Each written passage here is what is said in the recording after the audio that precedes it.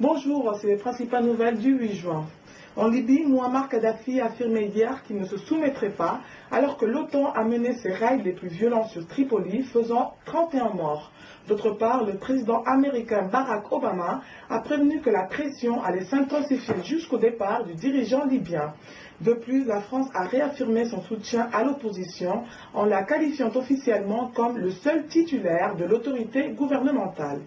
Au Nigeria, au moins 5 personnes ont été tuées et plusieurs autres blessées dans une triple explosion qui a secoué hier l'état de Borno dans le nord-est.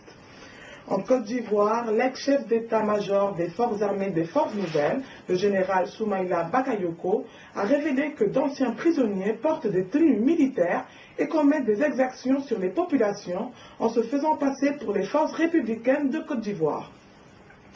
En Égypte, l'organisation Human Rights Watch a déclaré que l'armée s'est engagée à bannir les tests de virginité sur des femmes arrêtées après des informations selon lesquelles des manifestantes auraient subi cette pratique. Au Soudan, le Programme alimentaire mondial des Nations Unies a confirmé hier la libération de 3 membres d'équipage bulgares enlevés en janvier alors qu'ils travaillaient pour les services aériens d'aide humanitaire des Nations Unies au Darfour. Au Burkina, Maker Ouedraogo, ancien candidat à l'élection présidentielle, a lancé un appel à l'apaisement pour réaliser une paix durable dans le pays et restaurer l'ordre public national suite à des mutineries des militaires. En Éthiopie, l'Union africaine a célébré hier la première journée africaine des frontières à son siège à Addis Abeba, sous le thème d'unir et intégrer l'Afrique à travers les frontières pacifiques, ouvertes et prospères.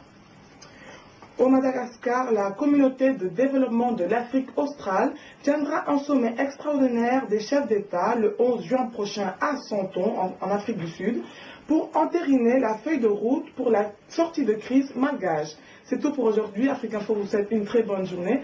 Rendez-vous demain pour l'actualité en 1 minute.